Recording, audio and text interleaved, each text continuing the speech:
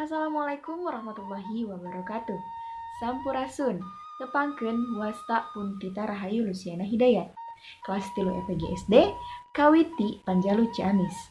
Hayu orang sadayana sasarengan ngamumulai bahasa turbudaya Sunda.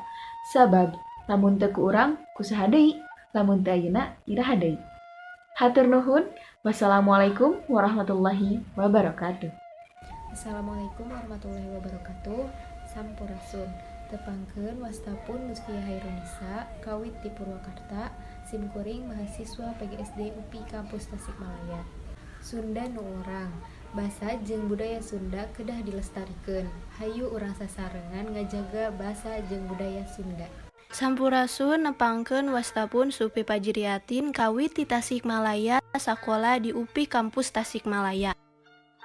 Hayu urang sasarengan ngalestarikeun bahasa Sunda di kahirupan sadidinten supados batur wanoh kana bahasa Sunda. Assalamualaikum warahmatullahi wabarakatuh. Tepangkeun wastapun Dinda Kemal Absari, abdi asli Kawiti Jakarta, SIM abdi mahasiswa semester 5 PGSD UPI Kampus Tasikmalaya. Motivasi saya belajar bahasa dan budaya Sunda itu karena saya mahasiswa di daerah yang mayoritasnya berbahasa Sunda. Jadi saya ingin lebih dekat dengan masyarakatnya dan ingin lebih memahami budaya dan bahasa Sunda. Assalamualaikum warahmatullahi wabarakatuh. Tepangkeun wasta pun Lutfi Apipah Kawit di Rajapolah Kabupaten Tasikmalaya. SIM kuring mahasiswa kelas 3E jurusan PGSD UPI Kampus Tasikmalaya angkatan 2018. Sakumaha anu kauninga ku urang sadaya, zaman ayeuna loba pisan rupa-rupa budaya luar anu asup ka lingkungan masyarakat urang. Ulah nepi ka ngajadikeun budaya Sunda jadi semah di lemburna sorangan nyaeta di Jawa Barat. Kukituna urang sadaya utamina nu aya di Jawa Barat kedah saluyu pikeun mikadeudeuh kana budaya Sunda, guyub akur sauyunan ngahiji sapamadegan pikeun ngamumule budaya jeung basa Sunda. Sakitu nu kapihatur. Wassalamualaikum warahmatullahi wabarakatuh. Assalamualaikum warahmatullahi wabarakatuh. Sampurasun. Tepangkeun wastapun Diki Kurniawan, Kawit di Tasikmalaya, simkuring mahasiswa PGSD UPI Kampus Tasikmalaya. Unggal tauna budaya pasti aya anu anyar. Kumargi kitu, simkuring ngajak kasadayana hayu urang sasarengan ngajagi budaya Sunda ieu sangkan henteu leungit di lemah caina. Hatur nuhun. Assalamualaikum warahmatullahi wabarakatuh. Sampurasun. Nepangkeun wasta pun Santi Sopianti, Kawit di Kampung Ciherang 2, Desa Sukaraja, Kecamatan Sindangkasih, Kabupaten Ciamis. SIM kuring ti kelas 3E, mahasiswa pendidikan guru sekolah dasar, UPI Kampus Tasikmalaya. Urang Sunda, kudu nyunda, nyantri, jeung nyakola. Hayu urang ngamumule budaya Sunda. Sakitu anu kapihatur. Wassalamualaikum warahmatullahi wabarakatuh. Sampurasun, nepangkeun wastapun Wewin Widian Syahrani, SIM kuring mahasiswi PGSD Universitas Pendidikan Indonesia Kampus Tasikmalaya. Hayu urang ngamumule basa Sunda. Sunda adat kuring, Sunda budaya kuring, Sunda kebiasaan kuring. Sampurasun, tepangkeun SIM kuring Anissa Novariani, Kawit di Majalengka. SIM kuring kelas 3E PGSD UPI Kampus Tasikmalaya. Hayu urang sasarengan ngamumule bahasa Sunda pikeun kahirupan sadidinten. Sampurasun, nepangkeun wastapun Rosmawati, Kawit di Cilacap, SIM kuring mahasiswa PGSD Universitas Pendidikan Indonesia Kampus Tasikmalaya. Sunda mangrupikeun budaya bangsa anu kedah dilestarikeun, kusabab Sunda mangrupikeun jati diri urang Sunda. Hayu urang lestarikeun budaya Sunda, lamun henteu ku urang kusaha deui, lamun henteu ayeuna iraha deui. Hatur nuhun. Sampurasun, tepangkeun wastapun Ruby Abdullah, Kawit di Rajapolah Kabupaten Tasikmalaya, SIM kuring 3E PGSD 2018 UPI Kampus Tasikmalaya. Sunda nu kuring jati diri kuring, hayu rumawat basa Sunda di era globalisasi. Assalamualaikum warahmatullahi wabarakatuh. Sampurasun. Tepangkeun wasta abdi Irfais Nadia Fadilah, abdi Kawiti Kabupaten Bandung, abdi mahasiswa Universitas Pendidikan Indonesia Kampus Tasikmalaya di jurusan PGSD. Basa Sunda nyaeta salah sahiji budaya Sunda anu kedah kurang dilestarikeun tur dijaga, utamana orang anu cicing di Jawa Barat. Urang kedah saluyu pikeun mikadeudeuk kana budaya Sunda, guyub akur sauyunan, ngahiji sapamadegan pikeun ngamumule kana budaya Sunda. Lamun lain ku urang Sunda bade kusaha deui. Assalamualaikum warahmatullahi wabarakatuh. Sampurasun. Nepangkeun wasta abdi Zahra Kolbi, sim kuring mahasiswa UPI Kampus Tasikmalaya di kelas 3 EPGSD, kawitna ti Banjar, Sunda urang, dijaga ku urang, muntut urang bade kusaha deui. Hatur nuhun. Wassalamualaikum warahmatullahi wabarakatuh. Assalamualaikum warahmatullahi wabarakatuh. Nepangkeun wastapun Nabila Salsabila Triana kawi ti Tasikmalaya. Simkuring mahasiswa prodi PGSD UPI Kampus Tasikmalaya. Sanajan urang Sunda loba, tapi mun budaya Sundana teu dilestarikeun eta budaya teh bakalan leungit oge. Kusabab kitu hayu urang sasarengan diajar basa Sunda dina raraga miara jeung ngamumule budaya Sunda. Sakitu ti simkuring. Wassalamualaikum warahmatullahi wabarakatuh. Assalamualaikum warahmatullahi wabarakatuh. Sampurasun. Nepangkeun wasta pun Sintia kawit ti Tasikmalaya, simkuring mahasiswa PGSD UPI Kampus Tasikmalaya. Hayu urang sasarengan ngamumule basa sareng budaya Sunda. Mun teu ayeuna iraha deui, mun teu ku urang kusaha deui. Hatur nuhun. Hai, saya Suci Wainingsi dari kelas 3 EPGSD UPI Kampus Tasikmalaya.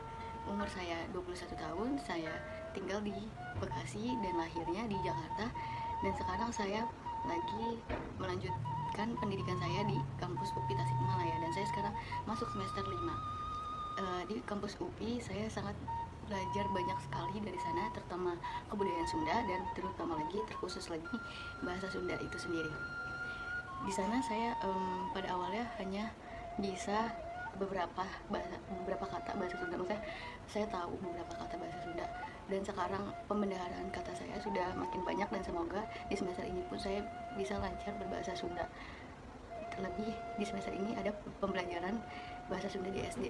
Di situ saya merasa tertantang karena saya akan mengajarkan anak SD untuk pembelajaran bahasa Sunda. Saya harap saya bisa berbahasa Sunda di semester ini. Terima kasih. Sampurasun nepangkeun wasta pun mulkan aji julhak di kelas 3 EPGSD. Hayu urang sareng-sareng ngelestarikeun budaya Sunda ku cara nyarios Sunda. Pami sanes urang saha deui. Hatur nuhun.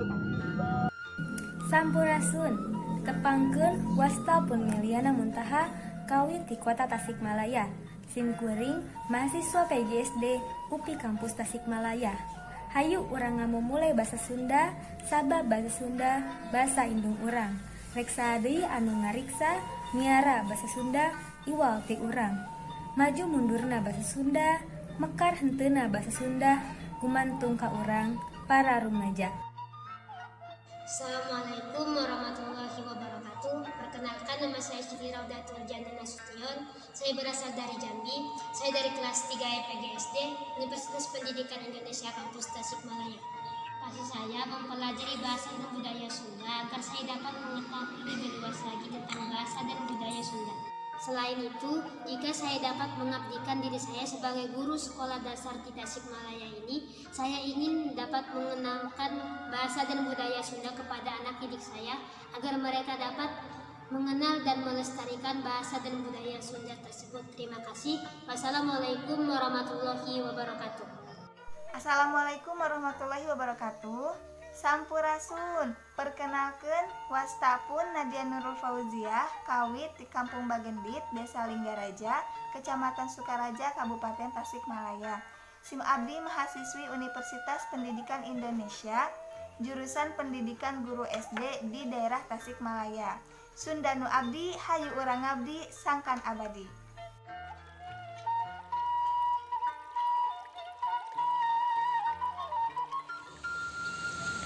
Assalamualaikum warahmatullahi wabarakatuh.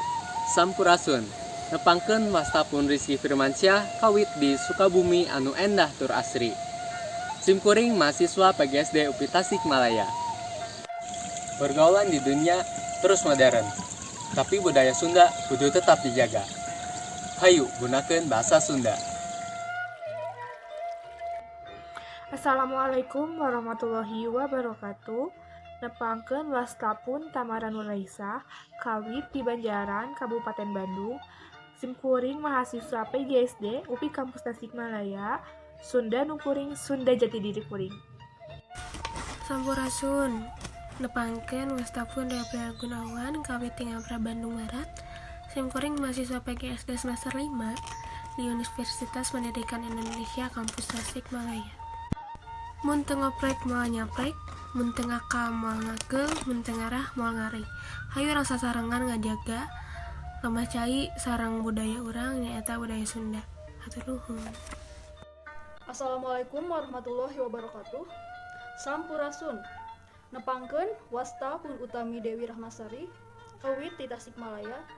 Simkuring mahasiswi semester 5, jurusan PGSD di UPI Kampus Tasikmalaya. Sunda budaya kuring, Sunda jati diri kuring, Sunda kabanggaan kuring, Sunda harta kekayaan kuring. Urang sadaya kudu pisan ngajaga tur ngalestarikeun nana. Hayu sadayana urang ngamule budaya jeung basa Sunda. Hatur nuhun. Wassalamualaikum warahmatullahi wabarakatuh. Assalamualaikum warahmatullahi wabarakatuh. Sampurasun, nepangkeun wasta abdi Sarai Ganoviera, kawit ti Padalarang nuju sakola di UPI Kampus Tasikmalaya. Hayu urang babarengan ngalestarikeun budaya Sunda pikeun Sunda teu leungit tina jati diri urang Sunda. Hatur nuhun. Wassalamualaikum warahmatullahi wabarakatuh. Assalamualaikum warahmatullahi wabarakatuh. Sampurasun. Nepangkeun wasta pun Rahil Katina Nur Amanah, abdi kawit di Tasikmalaya. Simkuring mahasiswi UPI Kampus Tasikmalaya di jurusan Pendidikan Guru Sekolah Dasar. Sok sanajan loba bahasa jeung budaya zaman kiwari anu asup ka urang Sunda, tapi urang kudu tetep ngajagi ngalestarikeun tur ngamumule kana bahasa jeung budaya urang Sunda sorangan. Sampurasun. Nepangkeun wastapun Neni Nora Aeni, kawit di Tasikmalaya. Simkuring mahasiswa PGSD UPI Kampus Tasikmalaya. Kuring orang Sunda, getih Sunda ngalir di diri kuring. Sunda rorompok kuring, rek jauh rek deket di tanah Sunda aya dina manah kuring. Assalamualaikum warahmatullahi wabarakatuh. Nepangkeun wastapun Ade Anas Utari, kawit di Sumedang. Simkuring nyaeta mahasiswi PGSD UPI Kampus Tasikmalaya. Sunda teh geus aya ti jroning hate. Matak waas mun teu pikeun kaninggalkeun. Bismillahirrahmanirrahim. Assalamualaikum warahmatullahi wabarakatuh. Sampurasun, nepangkeun wasta abi Lulu Febriani, kawit di Kabupaten Bogor. Simkuring mahasiswa Universitas Pendidikan Indonesia Kampus Tasikmalaya. Sunda nukuring, jati diri kuring. Sunda kudu dijaga, Sunda kudu dibela. Hatur nuhun. Wassalamualaikum warahmatullahi wabarakatuh. Tepangkeun nama abdi Sisilia Kesmana Putri, tiasa dipanggil Sisil. Abdi mahasiswa UPI Kampus Tasikmalaya. Bumi abdi di Depok, asli orang Depok. Motivasi abdi belajar bahasa Sunda agar budaya Indonesia, terutama bahasa Indonesia, tetap terjaga. Assalamualaikum warahmatullahi wabarakatuh. Tepangkeun wastapun Supian Syafiq Rahmatullah di Padaherang Pangandaran. Simkuring mahasiswa PGSD UPI Kampus Tasikmalaya. Kegiatan ngamumule basa Sunda tiasa dikawitan anu panggampilna nyaeta ngabiasakeun nyeros basa Sunda dina kahirupan sadi dinten anu leres tur merenah. Lamun teu urang kusaha deui, hayu isin-isin nyarios basa Sunda. Hatur nuhun. Assalamualaikum warahmatullahi wabarakatuh. Warahmatullahi wabarakatuh. Nepangkeun wastapun Titis Alfiana Ramadhani, kawit di Purwokerto, Jawa Tengah. Simkuring mahasiswa TUP Tasikmalaya. Saya ingin mempelajari bahasa Sunda karena saya ingin menghargai ragamnya bahasa daerah yang ada di Indonesia. Selain untuk menambah kemampuan dalam berbahasa, mempelajari bahasa Sunda juga dapat menjadi salah satu cara untuk melestarikan kebudayaan yang ada di Indonesia.